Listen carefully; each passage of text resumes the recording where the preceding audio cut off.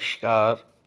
बहुत स्वागत है आप सभी दर्शकों का तुला राशि के लिए केतु नक्षत्र परिवर्तन के इस वीडियो में।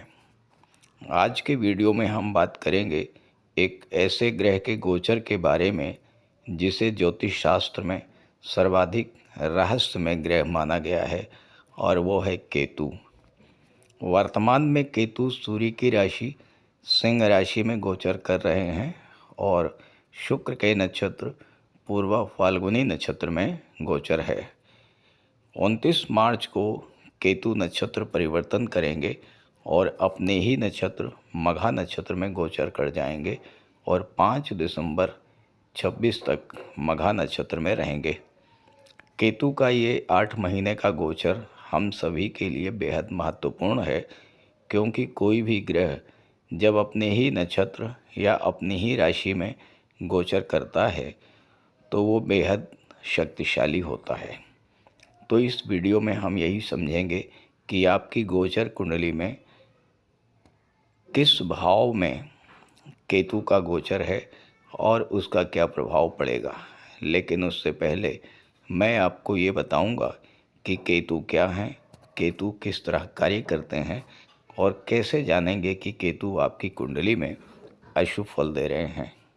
ये विश्लेषण आपकी चंद्र राशि के आधार पर किया जा रहा है और वीडियो के अंत में मैं आपको केतु के उपाय भी बताऊंगा।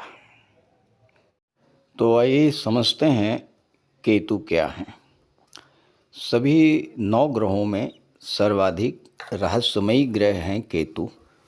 केतु का अर्थ होता है ऊंचाई या बुलंदी। केतु एक ऐसा ग्रह है जो अगर आपकी कुंडली में शुभ स्थिति में है तो आपको बुलंदी पर पहुंचाने की क्षमता रखता है। राहु के विपरीत फल देने वाले केतु को ज्योतिष शास्त्र में शुभ ग्रह माना गया है। कुंडली में राहु केतु न केवल आमने सामने होते हैं बल्कि इनके प्रभाव भी एक दूसरे के विपरीत होते हैं। केतु को मोक्ष का कारक माना गया है। मोक्ष का अर्थ है इच्छाओं की तृप्ति। जब सभी इच्छाएं पूरी हो जाती हैं तो वो मोक्ष की स्थिति बनती है। केतु को आकस्मिक घटनाओं का कारक भी माना गया है।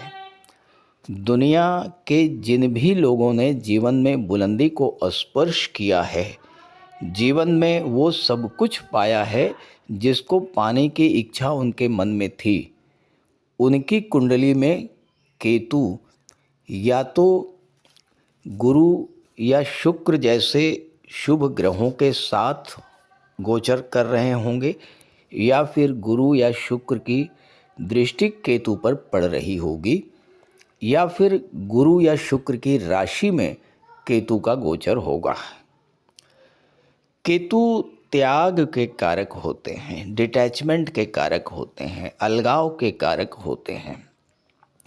केतु आपसे चाहते हैं कि आप अपने अंदर त्याग की भावना डेवलप करें, लेट गो की भावना डेवलप करें, जाने दो, इस तरह की भावना डेवलप करें। और अगर आप केतु के गोचर का पूरा लाभ लेना चाहते हैं तो त्याग की प्रवृत्ति को अपनाना होगा, लेट गो की भावना को डेवलप करना होगा। यही केतु जब अशुभ फल देने पर आते हैं तो आपके कार्यों में विघ्न बाधा उत्पन्न करते हैं। अचानक से कोई ऐसी घटना आपके जीवन में घटित हो जाती है जिसका कारण आप समझ ही नहीं पाते। अचानक ऐसे रोग से ग्रसित हो जाना जिसको डॉक्टर भी डायग्नोज ना कर पाएँ। अचानक बड़ी धनहानि हो जाना। अचानक से परिवार के किसी सदस्य का आपसे दूर चले जाना। अचानक नौकरी छूट जाना। पति पत्नी के बीच अचानक से अलगाव की स्थिति बन जाना, या अचानक चोट चपेट एक्सीडेंट की घटनाओं का घटित हो जाना। इन सभी घटनाओं में जो कॉमन बात है वो ये है कि आप समझ ही नहीं पाएंगे कि वो घटना आखिर घटित क्यों हुई, और अचानक वो घटना घटित हो जाती है।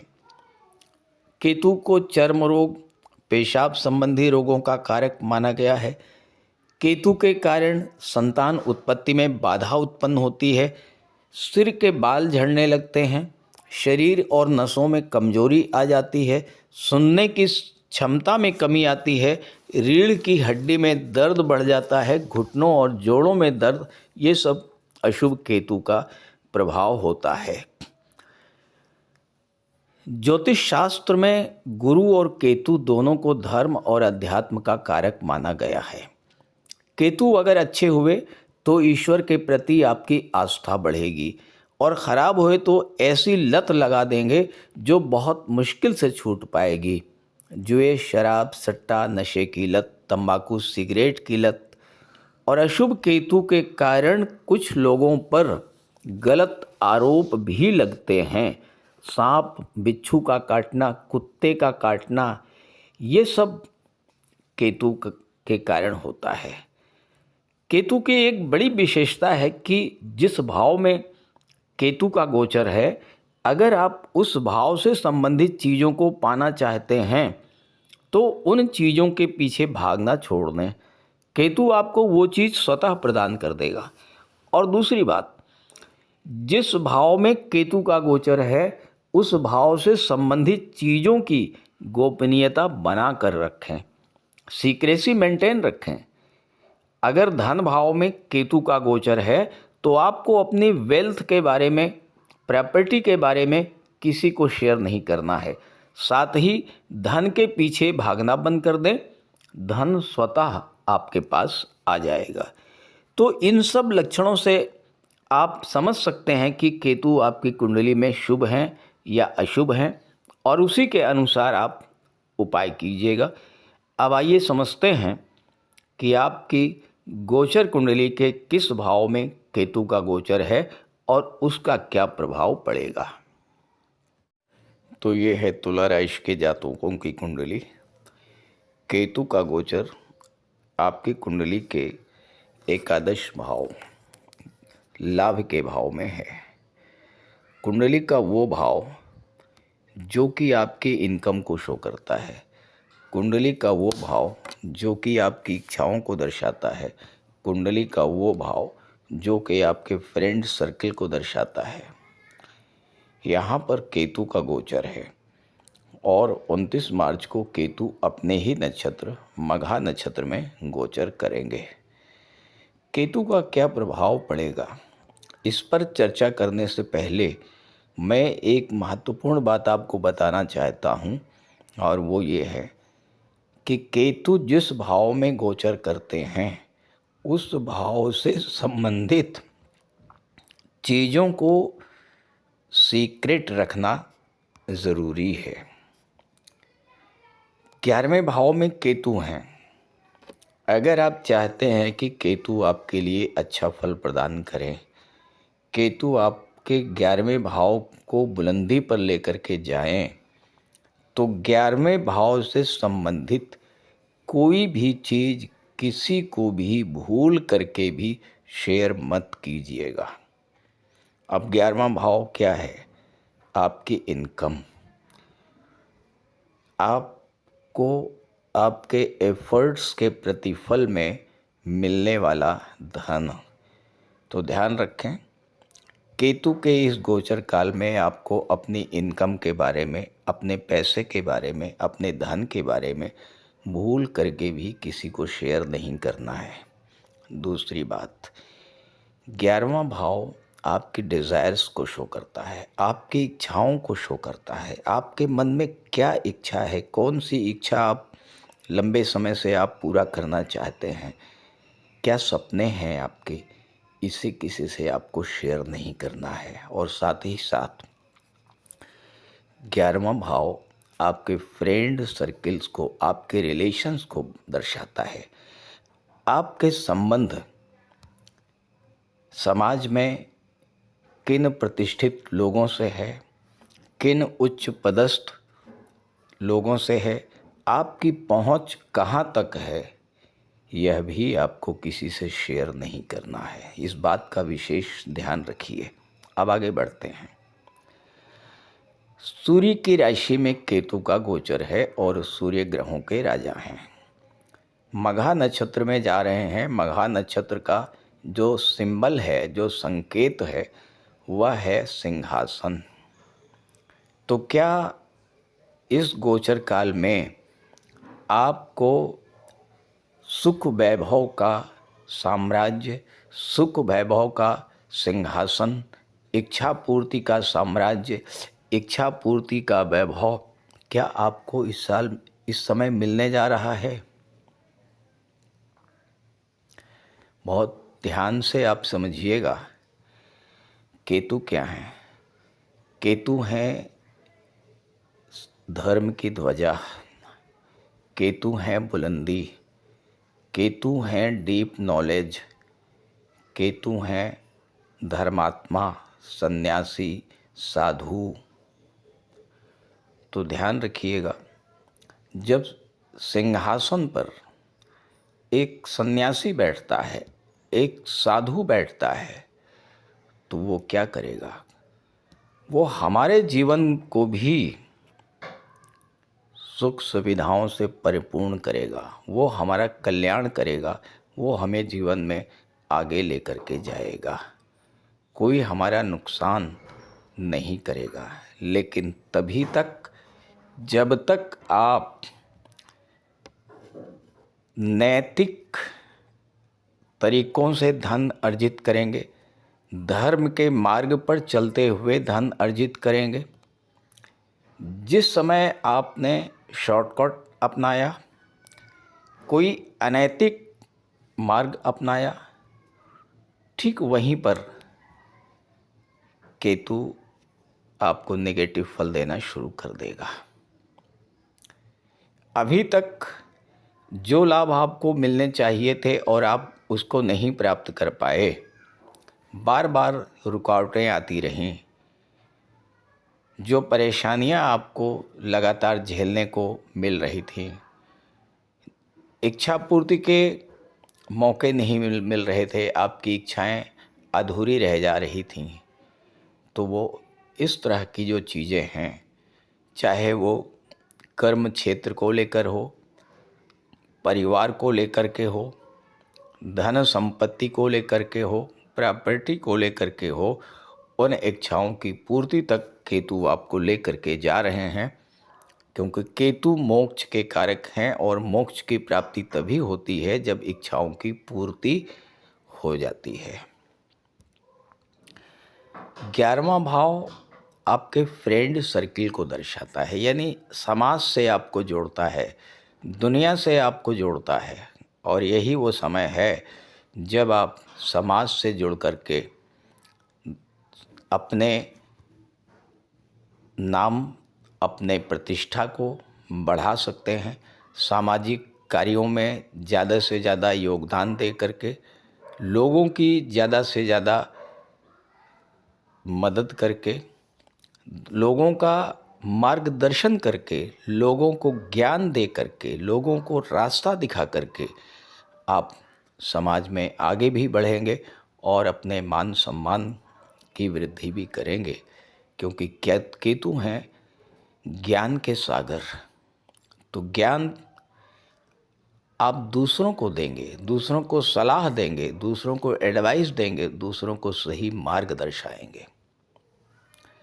एक और बात, कुंडली का जो तीसरा, 7वां और 11वां भाव, ये होता है काम त्रिकोण, यानी वो भाव जो कि आपकी इच्छाओं की पूर्ति करता है।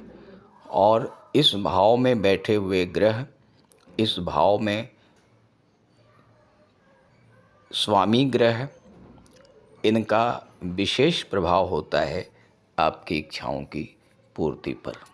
और यहाँ पर केतु आपके एकादश भाव में बैठे हैं, तो ये आपकी इच्छाओं को पूर्ति की दिशा में लेकर के जाएंगे। केतु डिटैचमेंट को शो करता है। डिटैचमेंट यानी मुक्ति। तो किन चीज़ों से मुक्ति? सप्तम भाव में जो समस्याएं आपके जीवन में चल रही थीं, व्यापार को लेकर के कोई समस्या बनी हुई थी, जीवन साथी के साथ कोई तनाव की स्थिति बनी हुई थी, उन सभी चीज़ों से मुक्ति की ओर लेकर के जाएंगे केतु। यानी व्यापार व्यवसाय से संबंधित प्रॉब्लम्स को सॉर्ट आउट करेंगे, विघ्न बाधाएं दूर होंगी। दाम्पत्य जीवन में जो दूरी बन रही थी, तनाव बना हुआ था, कलह की स्थिति, उससे भी आप बाहर निकलेंगे। और थर्ड हाउस यानी आपका जो कॉन्फिडेंस लेवल है, आपकी जो एनर्जी है, आपका जो पराक्रम पुरुषार्थ है, वह भी बूस्टअप करेगा, क्योंकि बुलंदी के कारक होते हैं केतु। तो आपके पराक्रम पुरुषार्थ में भी वृद्धि करेंगे, आपके एफर्ट्स को बढ़ाएंगे, आपकी लर्निंग पावर को बढ़ाएंगे, नई नई टेक्नोलॉजी को आप सीखेंगे, अपने स्किल्स को बढ़ाएंगे, कम्युनिकेशन पावर को बूस्टअप करेंगे केतु। और इन सब कारणों से केतु का ये गोचर आपको बुलंदियों पर तो लेकर के जाएगा ही, आपकी बहुत सारी अधूरी इच्छाओं को भी पूरा करने जा रहा है। तो इस गोचर का लाभ उठाइए। ये वीडियो, ये जानकारी अपने साथियों, अपने मित्रों को भी शेयर कीजिए। और अगर आप मुझसे संपर्क करना चाहते हैं, इसी वीडियो के डिस्क्रिप्शन बॉक्स में मैंने अपना व्हाट्सएप नंबर दे दिया है। स्क्रीन पर भी मैं अपना व्हाट्सएप नंबर शेयर कर दे रहा हूँ, आप नोट कर लीजिएगा।